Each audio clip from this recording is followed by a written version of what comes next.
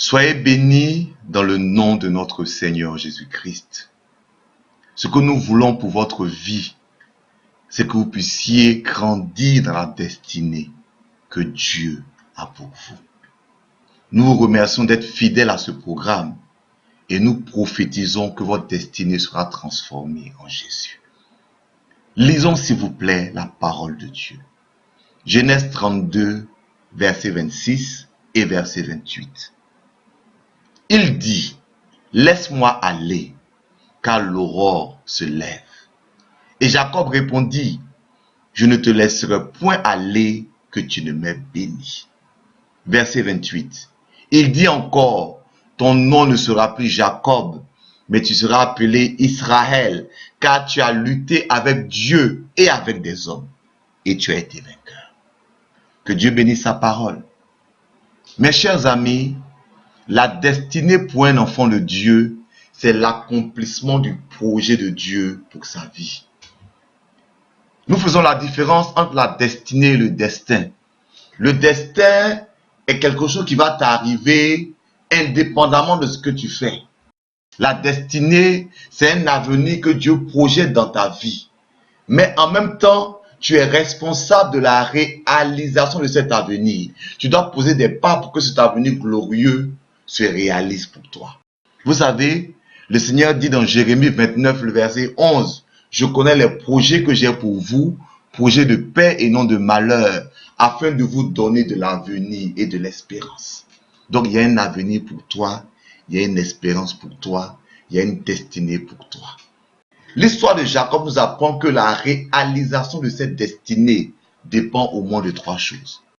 Vous savez comment Jacob a rencontré un jour Dieu et comment Dieu a changé sa dénomination en lui donnant un nouveau nom. Comment Dieu a changé sa démarche en lui donnant une nouvelle façon de se comporter. Et comment Dieu a changé sa destinée en le projetant d'un avenir glorieux. Mais pour que cette destinée se réalise, il y a eu trois choses qui sont remarquables dans cette rencontre entre Jacob et Dieu. La première, c'est que la destinée est un futur, non pas un passé. Quand l'ange a parlé à Jacob, il lui a dit, « Tu seras appelé Israël. » Notez bien le « tu seras ». Dieu est un Dieu de « tu seras ». Ce n'est pas un Dieu de « tu as été », ce n'est même pas un Dieu de « tu es », c'est un Dieu de « tu seras ». La Bible nous dit dans Jean au chapitre 1, en parlant du ministère de notre Seigneur Jésus, que à tous ceux qui l'ont reçu, la parole, Jésus, a donné le pouvoir de devenir. Dieu a un projet de devenir pour toi. Il veut t'amener quelque part. Ce qui est important aux yeux de Dieu, ce n'est pas ton passé ni même ton présent, mais ce qui est important, c'est ton avenir.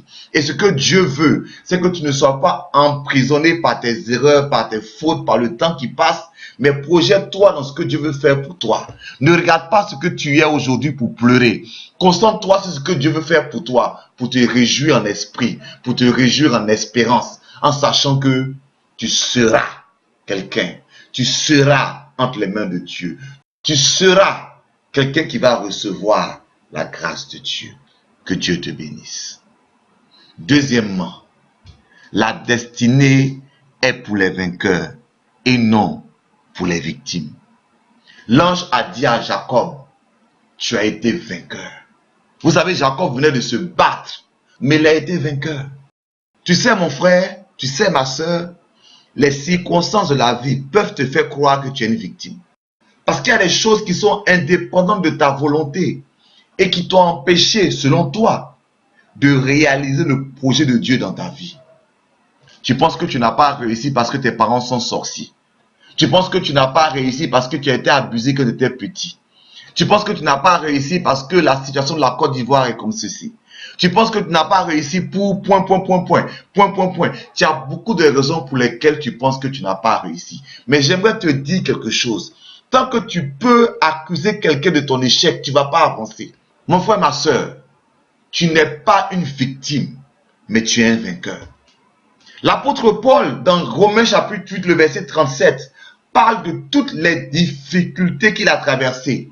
Mais il termine en disant, en toutes ces choses, nous sommes plus que vainqueurs. Oui, Dieu veut que tu sois plus que vainqueur. Ne regarde pas la sorcellerie de tes parents.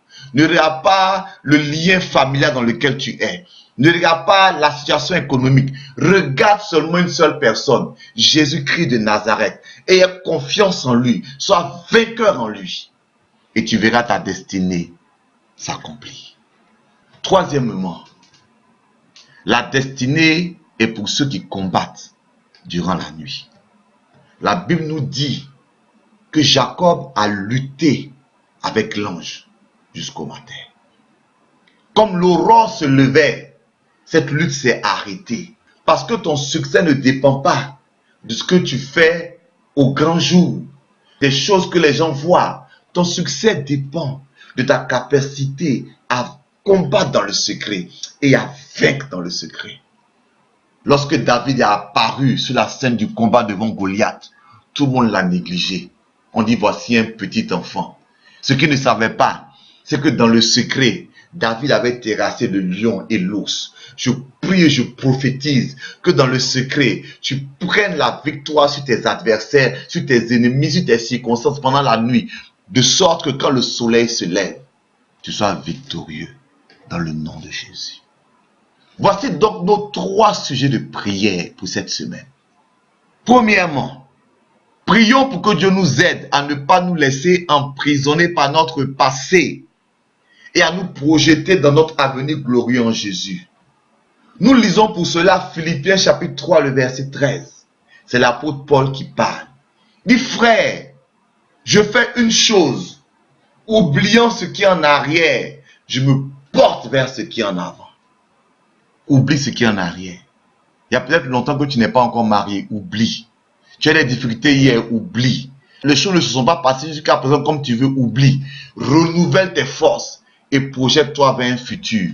Et crois Dieu, et crois en Dieu pour qu'il change tes circonstances. Sujet de prière numéro 2. Prions pour que Dieu nous aide à être des vainqueurs et non des victimes de nos situations. Nous avons cité déjà Romains chapitre 8, le verset 37. Dans toutes ces choses, nous sommes plus que vainqueurs. Que dans toutes ces choses que tu traverses, tu ne sois pas une victime, mais que tu sois un vainqueur. Troisièmement, que Dieu nous aide à être des combattants efficaces dans le secret. Nous avons fait référence déjà à 1 Samuel 17, 36, où il nous est mentionné que David a vaincu l'ours et le lion dans le secret. Il a pu terrasser Goliath au grand jour. Que ton Goliath tombe en cette année, parce que tu es combattant dans le secret comme Jacob. Que Dieu te bénisse. À bientôt.